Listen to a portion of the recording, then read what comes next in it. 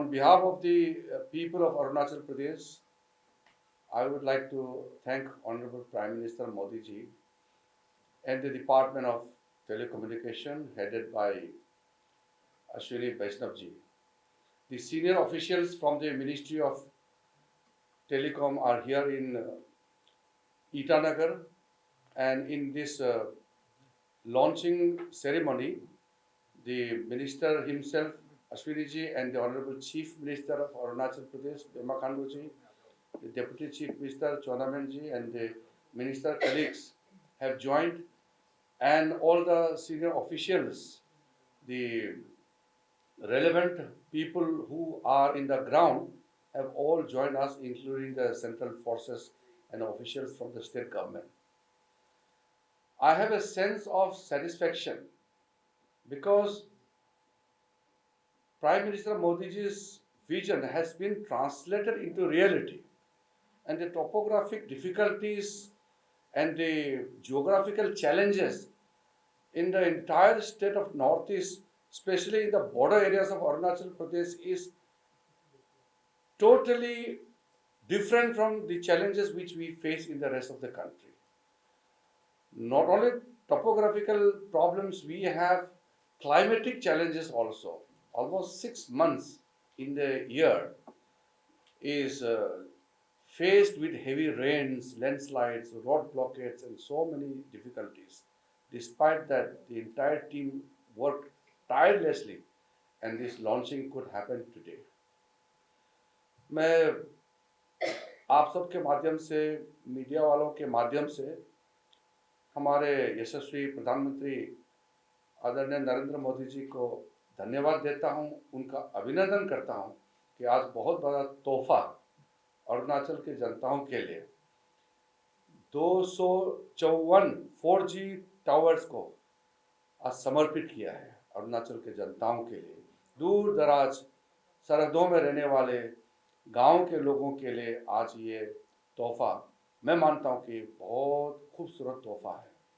इसके साथ साथ फिजिकल कनेक्टिविटी जैसे रोड, पावर, वाटर सप्लाई, जितने भी जो फिजिकल फैसिलिटीज़ है, और ये डिजिटल कनेक्टिविटी जो आज लॉन्च किया 4G टावर्स का, ये सारा मिला करके मैं मानता हूँ कि अब अरुणाचल के लोग देश के अन्य भागों में जो ज़्यादा विकसित है उनके बराबर जाने में जो डिजिटल डिवाइड था वो पूरा ब्रिज हो जाएगा, और हम भी मुख्य धारा में पूरी के पूरी तरह से हम विकास के दौर में सम्मिलित हो गए हैं।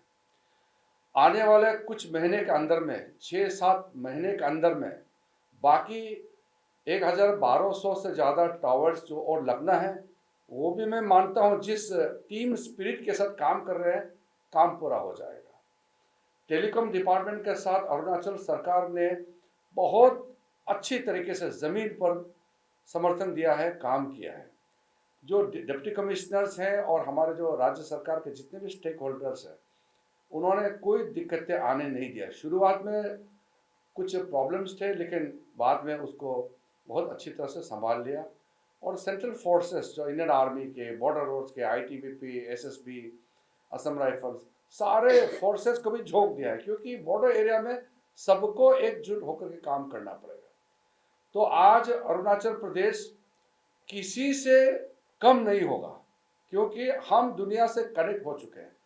पहले सिर्फ ईटानगर कनेक्ट होगा और सिर्फ डिस्ट्रिक्ट हेडक्वार्टर ही कनेक्ट होगा, तो मैं मानता हूं कि आधा से ज़्यादा अरुणाचल रह गए थे, लेकिन ये कार्यक्रम के बाद पूरे संपूर्ण अरुणाचल प्रदेश विश्व के साथ पूरी तरह से जुड़ चुके हैं, और जो रिमेनिंग जो काम बाकी है वो जैसे मैंने कहा कि 6-7 महीने के अंदर में ये भी पूरा होने का संभावना है। मैं बहुत ज़्यादा लंबा नहीं कहूँगा, आप सबके माध्यम से अरुणाचल के वासियों को बधाई देता हूँ। इतना बड़ा विकास का आज एक शुभ आरंभ हुआ है, उसके लिए हर एक नागरिक, खास करके अरुणाचल के जो दूर दराज गाँव में, बॉर्डर एरियाज में जो रहने वाले हैं, जिसके लिए सीधा सीधा लाभ आज से शुरू हो गए हैं, उनको विशेष करके मैं अभिनंदन भी करता हूँ, बधाई भी देता हूँ। Thank you. किरण जी, आपने अपनी स्पीच में कुछ फिगर्स डिस्कस करे थे कि किसके थ्रू इंटरनेट कनेक्ट हो, एक जो फिगर्स हमारे पास है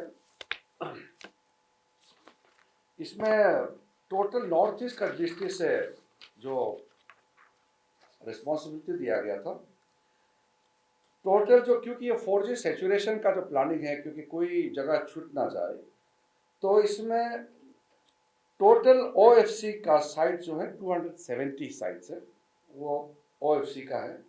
माइक्रोवेव का 1237 साइट्स है और VSAT में 917 साइट्स है। और जो ये भी प्रपोज किया गया है कि कनेक्टिविटी का जो कभी कभी फ्लक्चुएशन होता है उसको निपटने के लिए जो सेटेलाइट है HTS का जो फैसिलिटी है और LEO सेटेलाइट इसको इस्तेमाल किया जाएगा। ये टेलीकॉम हमारा मिनिस्ट्री का ये निर्णय है। और बाकी जो गांव जितना बाकी है वो तो आप लोग को बता ही दिया है। और आज 336 विलेजेस और 70,000 लोगों को तो आज का जो लॉन्च हुआ है उसी से बेनिफिट हो जाता है। और हम लोग का जो स्टेट है बहुत स्पैर्सली पॉपुलेटेड है, हेवीली पॉपुलेटेड नहीं होता है, सब अलग अलग पहाड़ों में, नदी का किनार, बहुत दूर दूर में गांव रहते हैं। तो इस हिसाब से गांव का फिगर्स बहुत ज़्यादा होता है, हमारे यहाँ पॉपुलेशन कम होता है। तो आपको लगेगा कि 70,000 कम है, ये 70,000 फिगर कम नहीं है अरुणाचल के लिए, ये बहुत बड़ा एरिया को ये कवर करता है।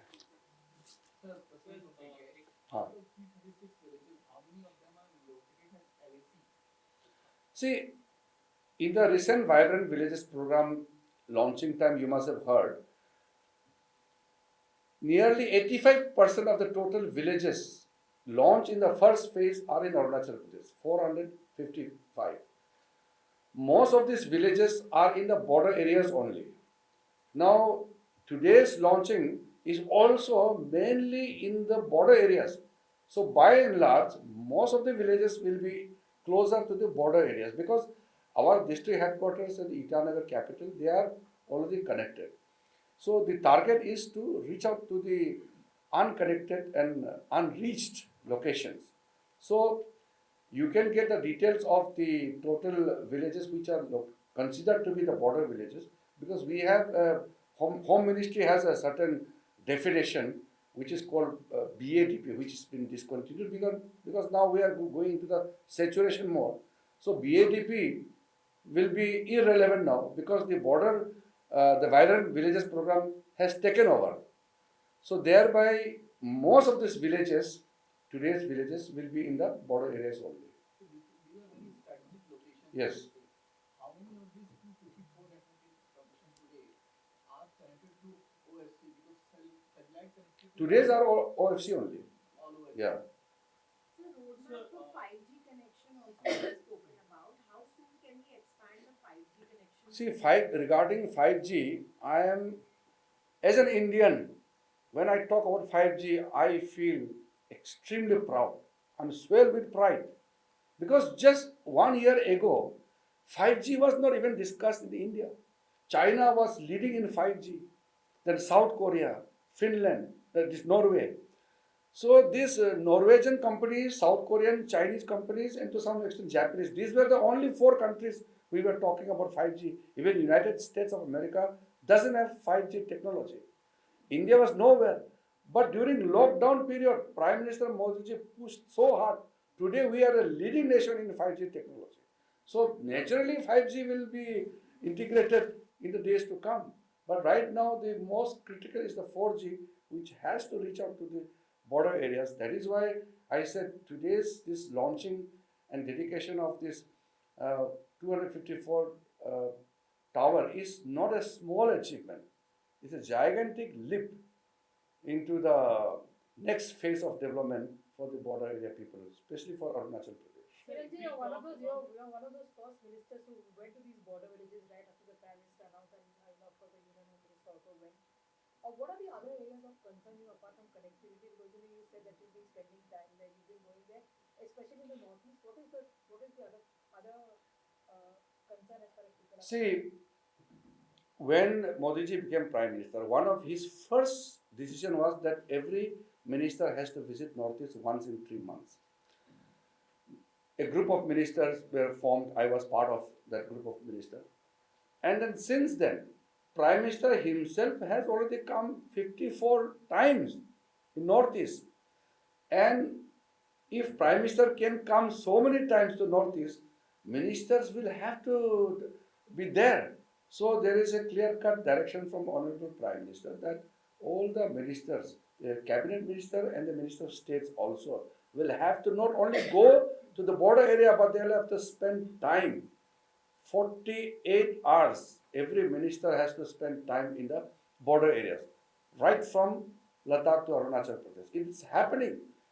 It is unthinkable even a few years back that the ministers are spending time in the border areas. We are not here for luxury. We are here to serve the people. And we are not doing a job. We are doing services. So keeping that in mind, the vision of Prime Minister is very clear.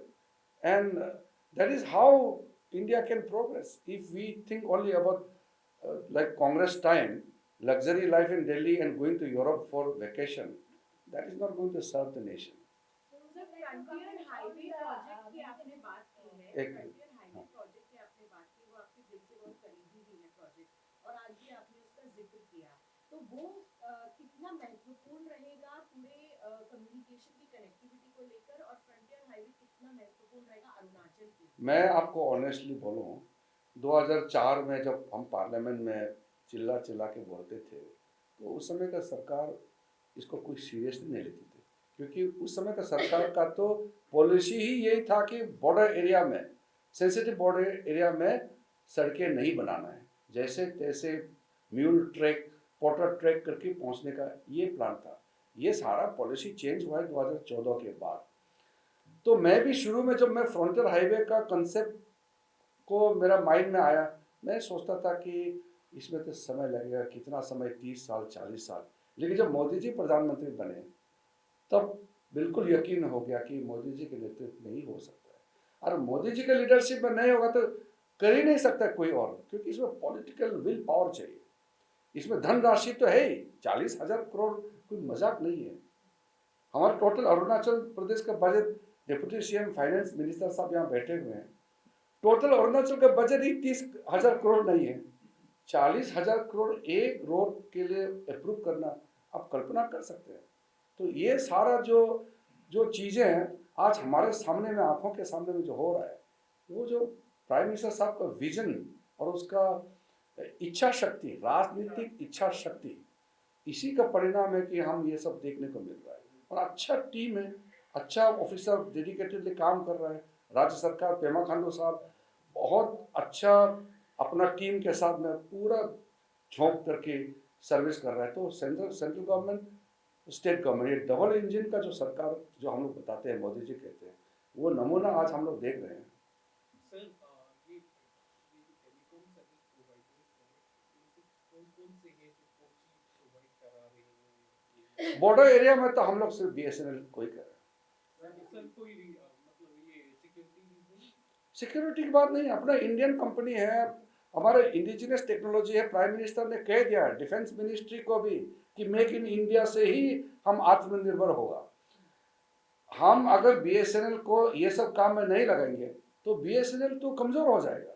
अब जब prime minister ने कह दिया कि make in India को आगे बढ़ाना ही है, मेक इन इंडिया मतलब कोई इंपोर्ट दूसरा कंपनी का हम निर्भर में नहीं होंगे। इसलिए तो आज इंडिया अपने आप में एक सामर्थ्य राष्ट्र के रूप में उभर के आ रहे हैं, क्योंकि अपना ताकत खुद हम दिखाई दे रहे हैं ना आज। तो BSNL को सारा जिम्मेदारी दिया गया।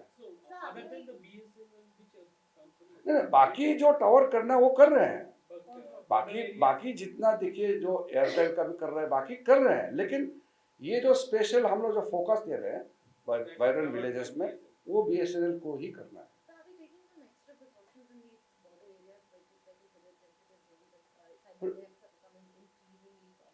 That is a complicated subject. I will not go into the cyber issue, but what is the objective? It is welfare of the people. हमारे देश के लोग हैं बॉर्डर एरिया में। आप सिक्योरिटी एंगल बाकी को अलग छोड़ दीजिए कुछ समय के लिए, हमारे देश के लोग ही तो है ना। तो उनके लिए रास्ता बनाना, उनके लिए बिजली पानी पहुंचाना, उनके लिए स्कूल मेडिकल फैसिलिटी भी वाइब्रेंट विलेज में पूरा आ जाएगा, दवाई पानी एजुकेशन हेल्थ वगैरह सब आ जाएंगे। आज मैं इसलिए ये कह रहा हूँ कि जो बॉर्डर एरिया को जो डिजिटल कनेक्टिविटी है, अब डिजिटल से क्या होगा उसके लिए तो मुझे व्यापक चर्चा करने की आवश्यकता नहीं है। चाहे आप बैंक खाता में आपका पैसा डिपॉजिट करना है, बैंक अकाउंट ऑपरेशन करना है, आप अपने घर में बैठ करके जो भी काम चलाना है, अब 4G में तो आप सब कुछ चला सकते हैं। तो ये मतलब गांव में रह करके भी उसका ज़िंदगी शहर में रहने वालों का एक सामान्य सा हो जाएगा। इसलिए इसको बोलते हैं डिजिटल डिवाइड को हमने ख़त्म किया है, ये ब्रिज है। Maintenance of this towers is also a very big problem. अभी तो previously जो towers जो पहले लगा था, some of those towers are not working in some of the villages. इसलिए मैंने अपना स्पीच में मैंने जिक्र किया कि बिजली के लिए बिजली विभाग, सोलर का पावर का जो फैसिलिटीज़, रास्ता ट्रांसपोर्टेशन इक्विपमेंट ख़राब हो गया उसके लिए सड़कों के माध्यम से कैसे पहुंचाना, तो जितना जो स्टेक होल्डर्स है उसको हमने एकजुट में लाया। वो कारण ही ये है कि हमारा अगर आईटीबीपी है तो आईटीबीपी को भी तो इस्तेमाल करना है, गांव का लोग हैं तो उनको भी इस्तेमाल करना है, तो बीआरओ का काम है रास्ता बनाना, तो उनको भी ये फैसिलिटी का इस्तेमाल करना है। तो सारा स्टेक होल्डर एकजुट होने से मेंटेनेंस का जो इशू है वो इशू नहीं रहेगा। अगर आइसोलेटेड हम लोग काम करेंगे अपने अपने, तो फिर वो एक दूसरे का निर्भर में रह जाएंगे, फिर कोई माँ बाप नहीं होता है प्रोजेक्ट का। ब्रिज बन गया, उसका कोई मेंटेनेंस नहीं होता, तो फिर कैसे चलेगा। तो इसलिए प्राइम मिनिस्टर ने क्लियरली बार बार कहा ना कि whole of the government approach, इसलिए हम लोगों ने सारा स्टेक होल्डर्स जो भी है सबको इसमें सम्मिलित किया है। आज आए हमारे फोर्सेस के ऑफिसर लोग, ये सब आज के कार्यक्रम में आए ना, और आप देखिए अभी मैं कुछ दिन के बाद मैं कुछ बॉर्डर विलेजेस जाने वाला हूँ, फिर तो मैं खुद टेस्ट करूँगा, मैं खुद मोबाइल ले जाऊँगा, मैं खुद गांव वालों के साथ बैठ करके हम खुद ये सारा फैसिलिटी को टेस्ट करूँगा। So what are the other challenges apart from, sir, what are the other challenges apart from land procurement, as Chief Minister mentioned in his speech? What are the other challenges apart from land procurement? So other challenges, basically maintenance is a big issue, and also the locations are, you know, very difficult areas. So anything can happen anytime. That is why if everybody is together, civilian and the forces and all other agencies, if everybody is together, then any issue can be handled and any problem can be tackled. So These being issues, sir, there has been a delay in the delay initially was mainly for the land acquisition. So that is why I had mentioned it that sir, there has been a few regions where there complaint of network installation, where there the land procurement. there will be no problem now. Land procurement, the process has been already done. Yes. They are waiting for the internet connectivity. That is why I am There are saying increases in- now it is on a mission mode. What you are pointing out is correct. Those problems are already identified and we have now moved ahead. When can we expect the internet to be there? Because last year 2000. I have given a timeline. Mission 500 is the target. Prime Minister has already said it. It is our duty to make it happen within that period. USO the target was to end by 2022 last year. 2023 last state government ensured it. Now today again there is new date. Not new date. So by March. Mission 500 is not a new date. It is already So by March 24 we can expect. yes. Before March 2024 we will finish it.